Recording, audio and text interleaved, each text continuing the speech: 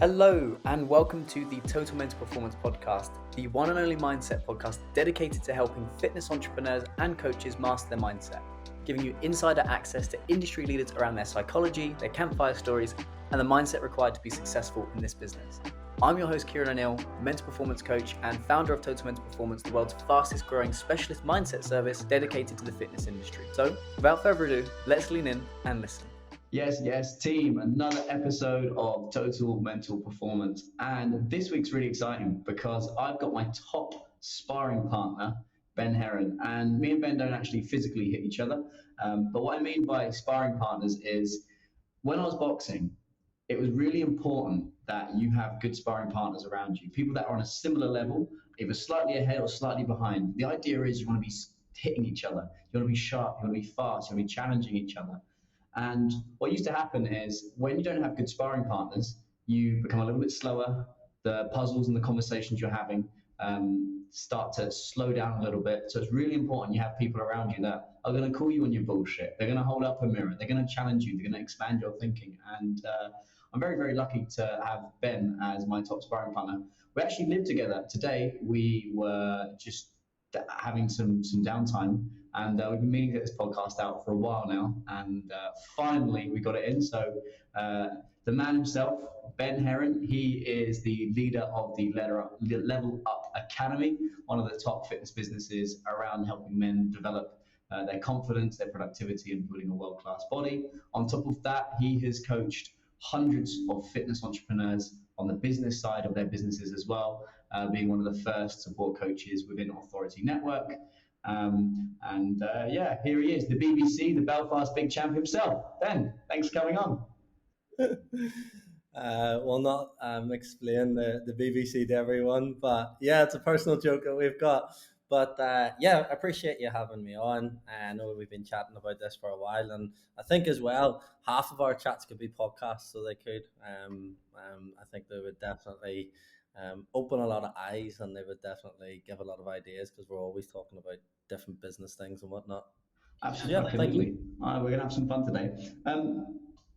Mate, some of the stories you tell me about your childhood are fucking fascinating. They're so fascinating. And when you start to understand your background, where you come from, and the amount of hard work you've done to evolve out of that environment and build into the leader that you are today, it is inspiring. So, share, what was that like growing up? Belfast, Tigers fucking Bay. Straight in with the upper hook there, going into childhood. And I suppose that's half the battle here is because, like, I think the big thing that I've learned from chatting to you and as well Louis and stuff is just like I didn't realize how guarded I was. And when I think about it, when I tell you and I go back and forth, and I know that you've steered me in the way of doing therapy work and stuff, that um, I realize shit, there actually has been a lot that I've managed to sort of like, I suppose, like find my own way and get my own way out. So, yeah, like in a nutshell, without going into like, I suppose, like in a nutshell, during childhood, from the surroundings around me, I was taught to not like myself, like through bullying, through situations. I don't really feel like I was heard, and I don't really feel like I had that tribal, that support, that community. I had communities, but I don't really feel like it was a constant move. Like I lived in 13 different houses in like 17 years. I played a different year, different football club, different schools, blah, blah, blah. So yeah, like long story short, within all of that period, I got to the age of being like an adult, and then I was just like, you know what? I can do whatever the fuck I want. So I can, and I just started doing that, and I just started carving my own path, and start off with training and coaching, and then to now where I have leveled up and became who I want to have become, and help others do the exact same, and especially males that don't really feel heard, and especially as well now my coaching program represents. Don't get me wrong, we work with like guys everywhere and anywhere and different values and stuff, but we tend to attract them. I tend to attract the individual that is quite entrepreneurial or ambitious, but is a little bit and might not realize it because I didn't realize it, is a little bit insecure and needs confidence and support to be able to go and get after it and speak their word. I think that's my sort of character, and it's just a sort of lagging reflection of my own journey. So there's so many interesting points in all of that. And if only I could pull out all of the war stories from from what happened. But what would you say the biggest reflection that you've had on yourself that you bring into your program now? Because if I look at the top coaches, the ones that are consistent, they get the best results and they really generate change. Not just from a they've come out shredded and that's great, but from a overall holistic approach. What would you say the thing was that you needed as a kid, and then how you brought that into your program, and how your clients then play back the stories of them overcoming that you once overfaced? So from an actual like, and I'm actually trying to really articulate this, but from a coaching perspective, I'll talk firstly on that. And there's three traits that I worked on that helped me level up. And the first one was being passive. So what I mean by being passive is letting like being passive and not going for your goals, being passive and not claiming who you want to be, being passive and not speaking up in a conversation, being passive and letting life pass by pretty much. And that's what I spent so many years, which is why now I'm very certain about about some things. If it's something I value, it's like right, that's getting done, that's happening. There's a strong energy towards it. So the passiveness. The second like big trait is messy. I was messy. I didn't know where I was going. I didn't know what was happening. I couldn't. I didn't have any clarity. There was so much messiness in my mind. Messy with my body. There wasn't standards. There wasn't control. So like the messiness is the second thing, and then the third thing is just like vision, actually like creating a vision for your life. I'm very like, I always need to know, like not need to know, I always like to know, right, what's happening next, what are we doing, how am I growing, how am I leveling up, what's the next level look like, what's my life look like. So they're the three traits that I've worked on, and it's really sort of what I give others behind, at the core behind all the training, nutrition, energy, productivity stuff. And then the thing that really like why I get the results and why I help people and create that change is really like I signed up to he's an amazing coach, but he was also a shit coach. So he was, and I'm not going to say names, but he was an amazing coach in his technical ability, the information to give someone the information that they needed to get a result. But he was really poor at actually sort of like giving them the belief, giving them the support, the rapport, the people skills. So I think those three core traits with what I feel like I needed by actually really caring, going over and beyond, building people up, giving them energy. Um, that's what really sort of helps me create change in others. That sort of altruism amongst those, wrapped up amongst those three at the core. What I've noticed about your coaching as well, because we often talk about as coaches, we share those in the trench stories. And what I've noticed is since we first met versus where you are now, is you're asking harder questions of your clients. And instead of just giving them the answer, and we were talking about this today, you're saying, well, why do you want that? Is that driven by fear or insecurity? And to see that change has been really, really, really cool. What do you think the biggest, and you had a few mirrors held up to you by our mutual mentor, Russell. And what would you say the biggest takeaways or the learnings or the reflections that you've had? Because I'm seeing your coaching style adapt from do this, do this, do this, do this, do this, or this is the way forward. And you're asking harder questions of your clients. And it seems like you're enjoying the process. Yeah, definitely. I'm definitely enjoying it a lot more, and I'm enjoying more like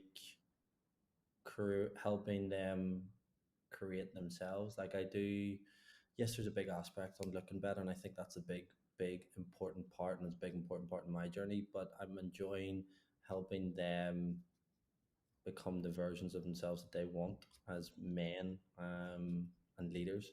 So yeah, I definitely agree. There's a lot more questions, and there's a lot more. I'm sharing a lot more. I'm a lot more grounded, and I think I'm creating a lot more grounded men. And what I mean by that is, it's like, if I look back to myself a few years ago, I was probably doing things to impress people. I was probably like sacrificing my own needs to actually achieve a goal. So I was like being very blunt in regards to do anything at all costs to achieve goal, and sacrificing my own sort of nourishment and energy and feelings. And now, even if it takes longer, if it's slower, I'm teaching it in a way that's cleaner and lighter, for my clients and stuff, by asking them those questions. I also think as well, like, I think years ago I maybe really asked a lot of questions, but I also feel like from having great leadership, like from mentors and Russell and other people, you can do that, where you help people find their purpose, and you help people find what they really want, and you help people be connected. But at the same time as well, like, you need to give someone clear directions. You need to be like, do one, do two, three, do three. We know that we've achieved X outcome by this. So there's like, it's that blend. And I think it as well takes more confidence to have that blend between the connection, spiritual or emotional connection, but then also as well that sort of strategy and target setting. So there's a mixture of both, and I think that I've definitely had the confidence too on the flip side to just sometimes as well do one, do two, and just move forward, take action. And here's the thing, a lot of our formative experiences in our years in the trenches as coaches and as leaders allow you to get to that place. And for you, you've had to fucking graft to where you've got to. Like, there is no doubt you have put in the hours, you've put in the hard yards. For some coaches, they'll step into their coaching and their businesses will just blow up and they've never really experienced struggle. Whereas you have actually been through periods where you've struggled, you've blown up, and then you've struggled, and then you've blown up, and you've been through that expansion and contraction. So let's go right back to the beginning, before the Level Up Academy. And let's go back to skinny to strong. And the way that you describe that, Ben, you love that little guy. But let just for those that are earlier on in their coaching journey, you've been doing this what, 8 years? For Yeah. you, the stuff that you get hit with, it's like, yeah, fine, another month, that's okay, that's okay. But for others, coaches really wobble and they really shake. So just talk us through that initial, how you first got into coaching, how that started, and some of those war stories that where you were really having to graft, where you were really looking down the barrel and found the way. Because I think there's a lot of wisdom and a lot of knowledge that our audience can definitely help from. So pretty much, and like, I'll try and keep it concise. Okay, so pretty much, I started off, and it was that 8 year thing was a memory that came up, and it was basically me coming out and telling the world, "I'll show you" type of mentality. It was like, I train 4 to 5 times, eat 4 to 5 meals, and that was me making a commitment to my own training, right? And pretty much then I started training more regularly, and I made a commitment when I turned 19 at New Year's that I would get in amazing shape and do a photo shoot or do a show at my 20th birthday. So for, I think it was like 48 weeks, I prepped that goal, and I was like writing into my WhatsApp group chat, and also as well on my Facebook, being like, 32 weeks to go. And like, as well, like documenting my own journey. And at that time, I was going out like every Tuesday. There's a club in Belfast called Thompson's, and like people would be like, "Oh, you're getting shape, you're getting fitness." So like, I was doing this. I didn't want to be a coach back then. I just was doing this and just trying to get in shape. And ultimately, over a period, I would get all these drunk messages. "Oh, can you write me a diet plan? Can you do this?" And the next day, I'd actually go and do it. It's like, yeah, that'd be cool. Like, I had this idea in my mind, like as bad as it sounds, like, how cool would it be like if he looked jacked? How cool would it be like if he done X, Y, and Z? So it was like my own sort of creation in my mind. I was like, imagine that, because I was experiencing this feeling where I was changing. I was like morphing myself into the person I wanted to be. So I was like, imagine I could give this to someone. So I started, some of my friends, my brother as well. Like, my brother was a big one. Is like, he literally followed me to the gym 5 times a week, and I cooked every single meal, and he got in sick shape. And so over time, I'd created pretty much a portfolio of results without even realizing. And I wrote a big a New Year's resolution after the shoot and stuff, and and basically, like, it was a massive sort of controversial post, and it was basically on like, F you to everyone who says New Year's resolutions were bad, because I done mine and everyone should support other people instead of putting them down. And it went viral, and I got offered a personal training job off the back of it because it got like over 1,000 shares, and it was massive. And again, the transformation alongside it was, it was pretty impressive. So then I was like, I was like working Cafe Nero at the time, being a barista, and I was like I was trying to, because I'd moved out and I was just trying to get going and trying to get money and things, and I didn't really know what I wanted, and just like, right, let's make a jump at this. Took a 5 grand loan out, didn't tell anyone, and just started coaching, and didn't have a qualification. Got the qualification like 6 months later, and started coaching, and like, because I had so much love for it, like, one of my first ever clients lost 9 stone in 10 months, and like, she couldn't walk like for 5 minutes, and then later in the year she ran at like a 10K, and she dropped all those weight, and like, I was just getting amazing results because literally I was so keen that you couldn't like ever complain. Like, it was like, oh, you don't like this? I'll do this. It was like literally like a butler of personal training coaching. It was like every single answer, or like, I pestered my clients to get in shape. Like, nothing was ever being missed. I was overly enthusiastic. Okay, so yeah. But in the nut, at that period, I struggled. Yeah, so like back then, I was charging £15 per session, and like, as well, I remember taking PT sessions and then going to university, and then as well coming back and taking more PT sessions. I messed up my sleep for like a year, and I used to end up, I didn't drive at this time. I used to end up in like a different location because I fell asleep in the train home. I was so wired, and then when I sat down on the train, I'd be wired, like, just no, I'd just realize I was actually exhausted. So I definitely, like, throughout those years, blunted out my own sort of energy and was just unaware of that. So back then, yeah, like, I grafted like mad, but at the same time as well, I knew no different, and I was enjoying it so much. And as bad as that sounds, I feel like you just need to hustle. I feel like, like, and I know that Phil says this, and everyone will give me quote Phil on loads of times about this. Is abnormal results require abnormal actions, and like, I just didn't, like, nothing else batted an eyelid, and I just wanted to do really well and create a big, like, an amazing change in a lot of people and a big coaching business. And yeah, like, I just grafted non-stop.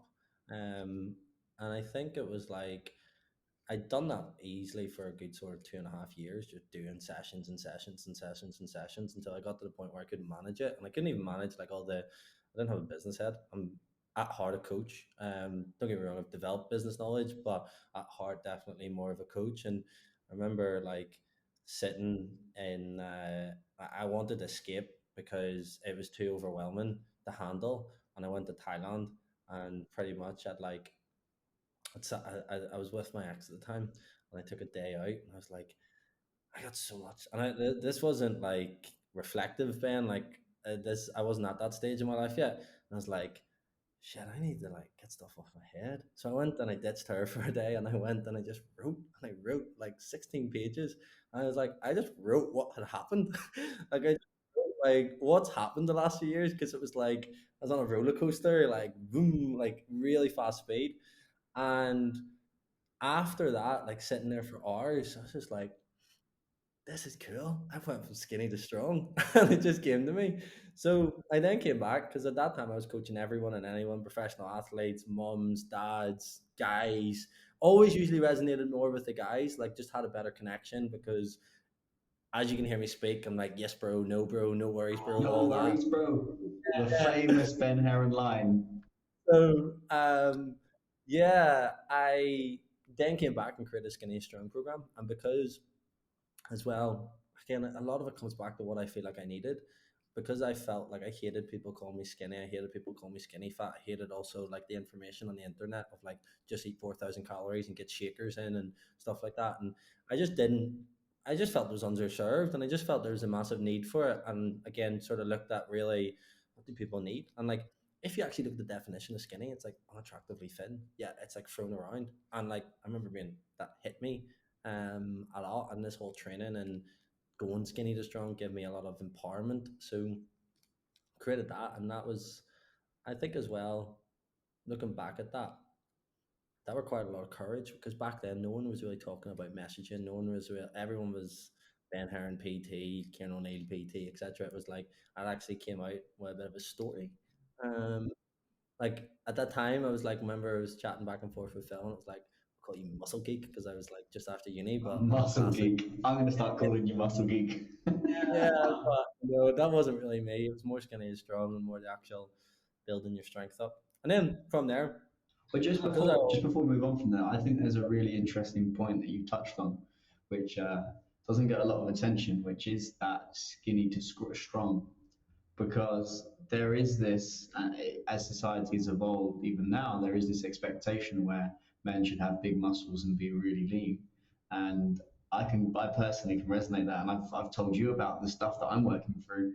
For full transparency, I've been working on body image, like understanding why I never used to care about body images as a kid. When I got into boxing, I had a six pack all the time, but I was skinny. You know, that unattractively thin. I was unattractively thin, but everybody used to celebrate the six pack. So I always had a real positive body image. And then as I evolved out of boxing into software sales, then I got skinny fat because I was just living on a diet of like coffee and Pret and then nothing else. And it's only since I've started tracking my training seriously, I've started finding some body image doubt coming in. And it's been so fascinating. I've been exploring this with Ben because that's something that doesn't get talked about is body image for men. We often talk about body dysmorphia, and often we think body image is more around women, but actually it's pretty big, and that's the thing that I'm under trying to figure out now. In the past, I was always the guy with the six pack.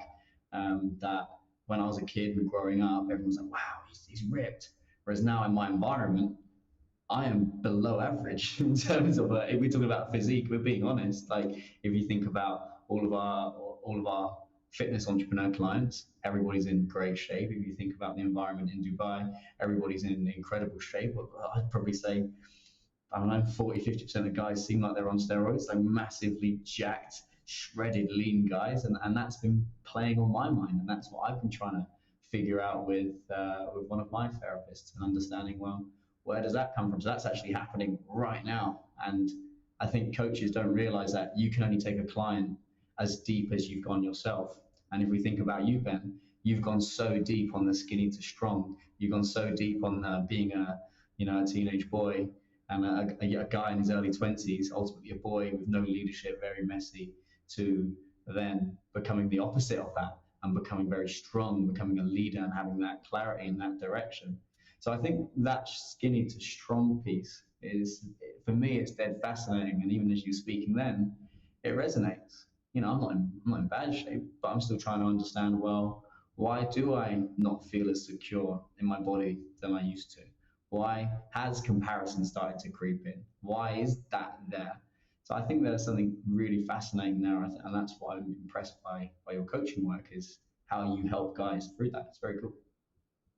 yeah, no one. It's like the reason why I first ever joined the gym was because people call me moobs because I had skinny fat moobs, and that's how this whole journey all started. So it is, and I definitely feel like I feel like yeah, as you mentioned, there's a lot of it depends, it depends on the person whether they put that on themselves, but there's definitely like an unhealthy expectation with men. And actually as well, if we look at it, like there's this, as you said, the more movie stars, the more people on TV, the more people on social media around us in this specific environment, there's people absolutely jacked, and like it's almost became like you're not normal if you're not training and jacked. As well, you have to bear in mind too that like building muscle takes a long time. Takes a long time. So it's as well even having the patience and the expectation management if you do try to do that, which is massive. And then on the flip side of that too is like I just didn't like how that comment was thrown about so easily. But another again, I suppose I'm just going to go into this more. Is like you said, if you are skinny, you also feel like you can get away with things. And a big thing, and this is what really stuck out to a lot of the guys that I coached at that time, was like being skinny. Also, most people like just mask a shitty diet with a lot of activity, and they get away with it because their body looks half decent compared to compared to society. So it's also just taking care of yourself too. So yeah, I could talk all day on that. I really, really could. Actually, the more I talk about it, makes me realize, like, yeah, that was massive. I suppose, like, for anyone listening, like you said about going deep, suppose me just voicing that out. I went extremely deep on my own stuff, and I would encourage anyone else listening to go extremely deep on your own transformation and your own points. And that doesn't always need to be as well. Like like you're like the big thing about vulnerable posts, that can even just be like I said about my body type. I went extremely deep on my body type, and as a result of that, these emotions and these situations and society and expectations and all that came from that. So that might even be a good sort of point to mention about if you're thinking about understanding your own transformation, because that's really what we're all doing here. Is we're really the product around our transformation. Well, think about meaning and purpose. What do I think about meaning and purpose? No, think about meaning and purpose. So what I mean Yeah. by that is, fucking hell, skinny to strong, and then the Level Up Academy.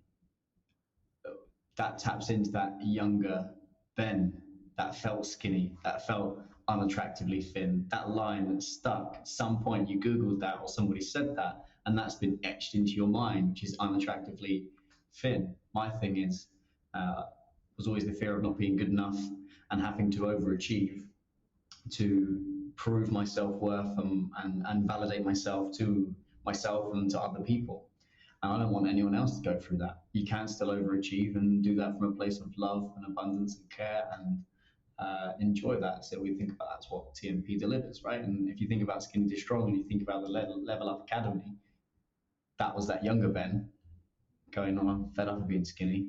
Well, fuck you, I'm going to prove you wrong. Double middle finger up. You know? So I think meaning and purpose is um, really, really important. And you might be not be conscious as to your meaning and purpose. But if you do feel like you've got that fire in your belly, that you want to make that change and you want to do it, I think it's really cool. And if you think about what you're doing with the Level Up Academy now, if I was back in my software sales day, if I'd come across the Level Up Academy now, fuck me, that'd be so helpful. Having my personal management systems, being able to literally get not be the skinny, unhealthy guy and becoming stronger and more confident. That would have been awesome. That would have been brilliant. And I do think we have to tap into that meaning and that purpose in order for us to really deliver world-class results and actually create a business that we enjoy versus creating a business that prints cash, you know? How do you think someone finds their meaning and purpose? I think you've got to look at what makes you really angry or what do you want to change in the world. So for me, what makes me really angry is when people don't get opportunities. I don't believe in equality of outcome. I don't believe, uh, let's say we have 10 jobs, there should be 5 men and 5 women in that job. That doesn't, I don't agree with equality of outcome, but I do believe in equality of opportunity. I believe that everybody should at least have the opportunity to try. Um, so for me, where did I feel like I didn't have equality of opportunity? It was around my mental health, my mindset. I remember I had an eating disorder. I was very skinny and very insecure. And then I went to an eating disorder like workshop because they couldn't give me a therapist because it was on the NHS. And I went in there and I was the only guy, and it was like a room full of girls. And on top of that, loads of them were really beautiful. And I was really insecure around girls. And I felt like I really didn't have an opportunity for me to express how I was feeling. So then I was looking for a male therapist that had boxed to try and talk to a man about this stuff. And I couldn't find any. They're all fully booked, or I couldn't afford them, or there was none that boxed. So for me, I found it really hard to have that opportunity to do that work. So I want to pass that opportunity on and make a place and an environment where if you are driven and you are an overachiever or a high performer, you can open up, you can share, and you can be vulnerable and do that work with a performance outcome in mind versus just a mental health outcome. So that really pissed me off, was the idea of people not getting opportunities. So now, if you think about what I believe total mental performance is, part of that is psychological freedom. And I believe that everybody should have an opportunity to get that.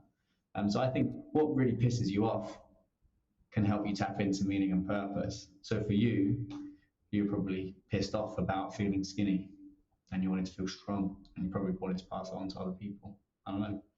You tell I me. love that, and I wanna add a few bits to that. I suppose for a listener, if you don't know your meaning and purpose, well, I don't think you ever know it. Like you sculpt it, so you do. But if you want to start, firstly, start off, and this is more from a coaching stance. Firstly, start off with what do you want your clients thanking you for?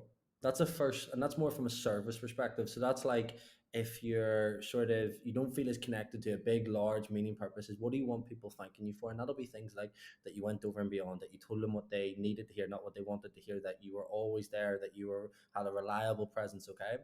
Then the second thing that I think just to steer this on, like if I was thinking about back then, because that's what I done is just like I was an over optimistic coach that would have literally answered any question. The second thing is then like, what do you want to be remembered for? And I think navigating that, so like getting in the best shape of life, being able to do it, for being able to maintain it, being able to like have the confidence to take your top off, all those things. But what do you want to be remembered for with your clients and also you with them? And then like to find that sort of core value, I think what Kieran said is like, what are you angry about? What do you feel passionate about? What do you feel excited about? And what do you want to give people? Like, what do you want to give people? What path of life do you want to steer them on and steer them away from? I think those questions, like bit by bit, taking time with those, I'm constantly going over that is massive, and it'll really, really, really, really help find that meaning and purpose. And when you operate from meaning and purpose, like earlier on, I said about three jobs and things like that. You don't bat an eyelid. You don't like. You just do what needs to be done. And like Phil says again, I'm going to says like when you've got a vision that's bigger than your obstacles, like you'll just do whatever it takes. Like if something happens, if there's a client, whatever, like you will just show up and turn up because you're connected to it. So it's like in the onset, you learn how to coach, you learn how to market, how to sell, all those things, which are great. But ultimately, if you don't have that underlying sort of connection with a vision, that means fuck all. So it does. So it's like really behind all that, give yourself a bit of space to start exploring that. And again, like the people that do really well in this industry have that connection and cause, that meaning and purpose. So I would definitely, if I was sort of, I would definitely just advise us all as an industry to do that. I think the way you do that is understanding your story and those inflection points. We all have those various different inflection points. Mine for me, uh, well, one of them was obviously I talk about my dad a lot, not playing as a kid in a football team, being bottom of the bottom league. And you see me play football on the beach now, and you can understand why. And I get it. It's not great, but that was one inflection point for me. And then being not being great at school because of my ADHD. That was one challenge. And another one was boxing and software sales and leaving that and obviously going on to do what I do now. There's always those inflection points. But if anyone's listening, try this exercise.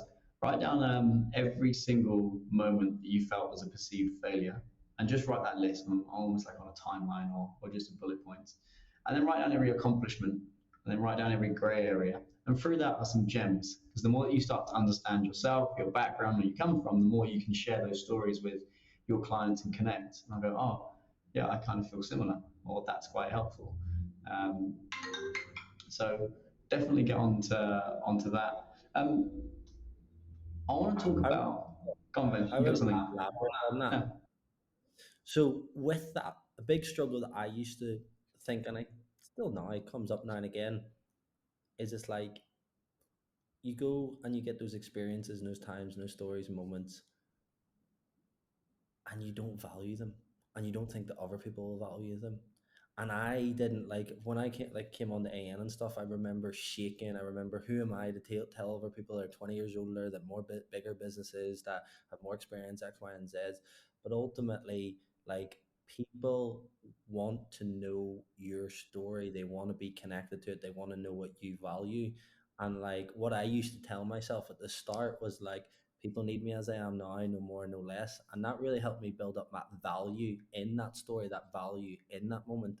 And like, I think that loads of people look up to the heroes and the giants have done exceptional things, but in your local area, your client base, the people around you, they just want someone a step ahead of them, and they just want someone that's willing to like put their hand up and say, I struggled with this too, or I used to think this and now I think that. And the more and more and more you can lean into that, oh, it's amazing. But people value it, people crave those experiences, and the more you can embody that and show that, you'll notice that there's almost, people will be connected and there's like a magnetic force towards it. So like, for 1 second, your story and your experiences are very valid and are actually your strength.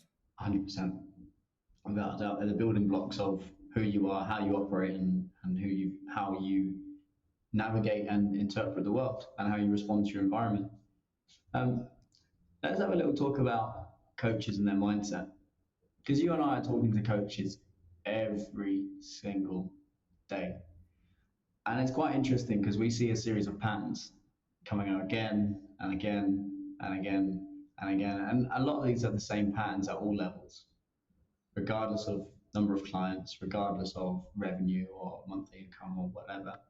Um, I'm interested to get your thoughts, where we're not just sat on the sofa scoffing down meal prep, but what do you think the biggest blockers from a mindset perspective that you see coaches trip themselves up at all levels, whether they're right at the beginning, they're somewhere in the middle, or even as they start to hit the higher levels of coaching and fitness entrepreneurship?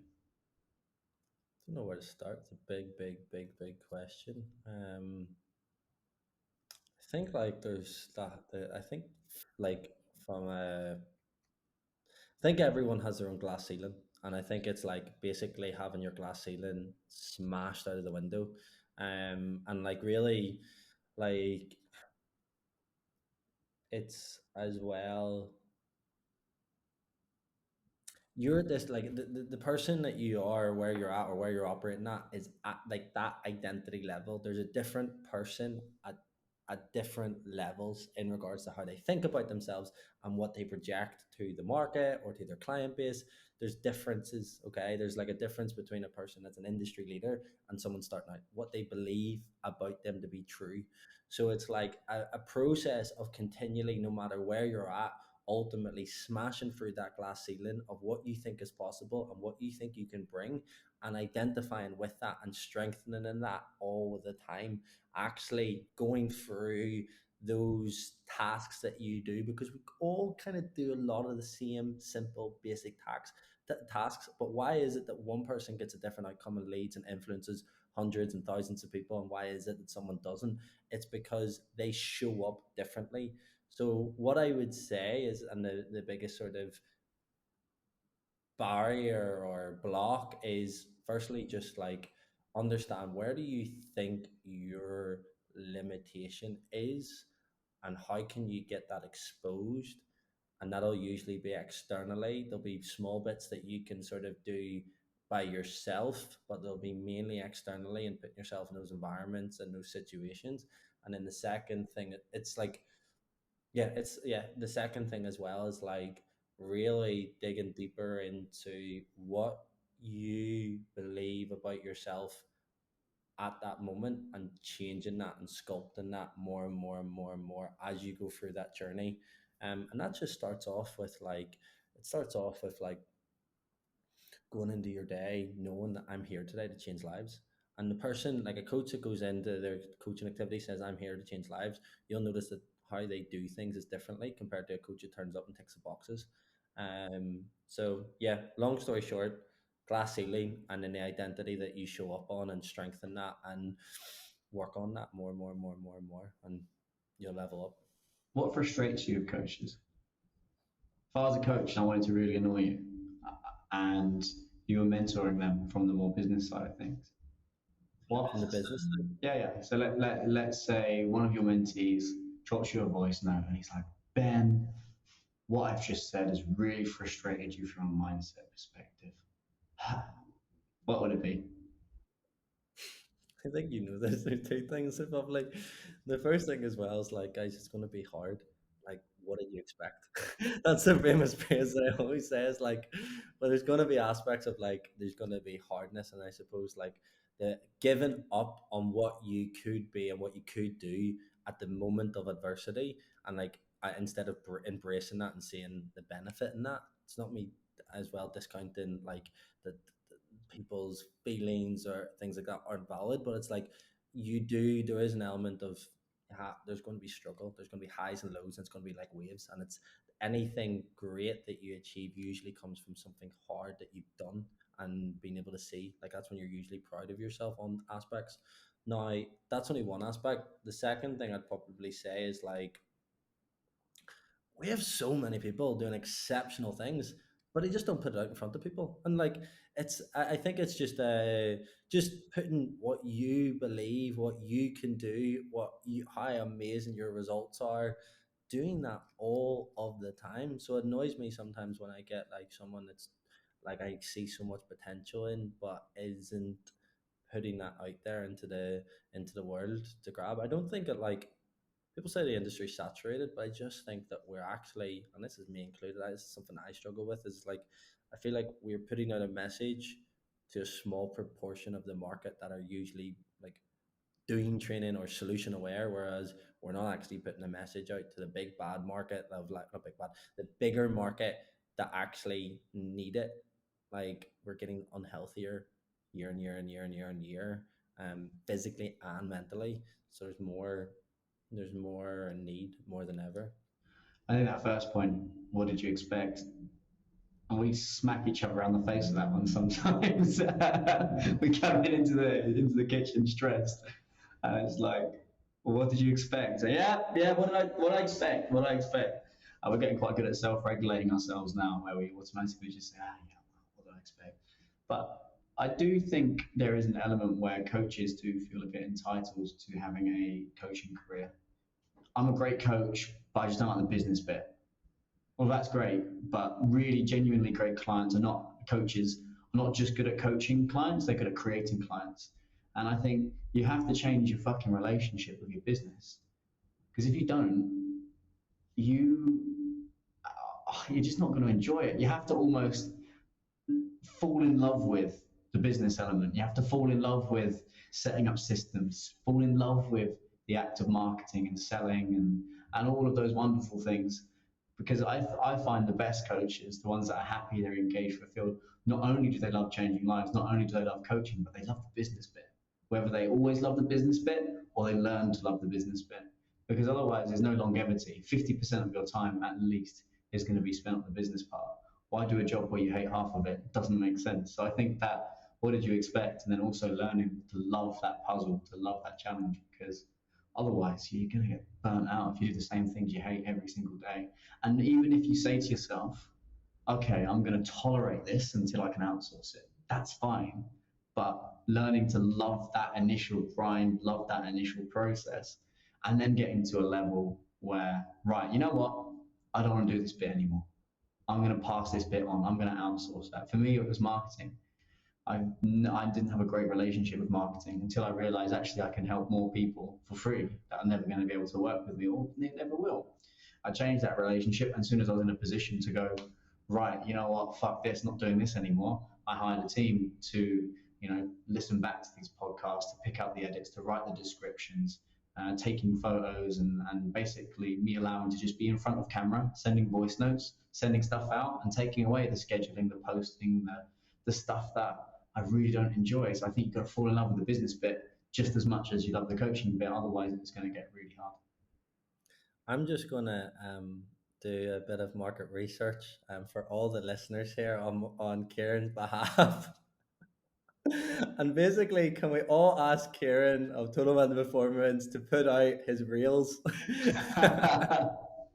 He says he doesn't like marketing, but he started creating reels, and I'm like, put that out, do that. That you should put that into a reel because we think like his reels would be absolutely exceptional. So like, yeah, give Kieran a message after this and tell him to start putting out some quality reels of the day in the life of an online coach, mental struggles and things that they need. Yeah, well, that's it. That's it. So it's like falling in love with that part and making it fun. Because if you don't, otherwise you're just gonna get stuck doing something that you don't like and don't enjoy. Yeah, but yeah, to go back on it, you definitely need to embrace that and see it as well as like it makes you better in everything. It makes you better at coaching. It makes you help more people. Um, yeah, like if people aren't seeing your stuff, you can't do work with them. Ben, it's been an absolute pleasure, mate. And what we're gonna have to do is we're gonna have to get you in for another episode, and then we're gonna have to do a super episode of you, me, Joe Parrish, Simon Johnson, Simon Brady Johnson. We'll get a load of us on. We'll have an absolute blast. Mate, thank you so much for coming on. I appreciate you. I appreciate all your energy and wisdom. And thank you for being a big part of my life. Thank you. I really appreciate it, guys. And thank you, Kim. Big love.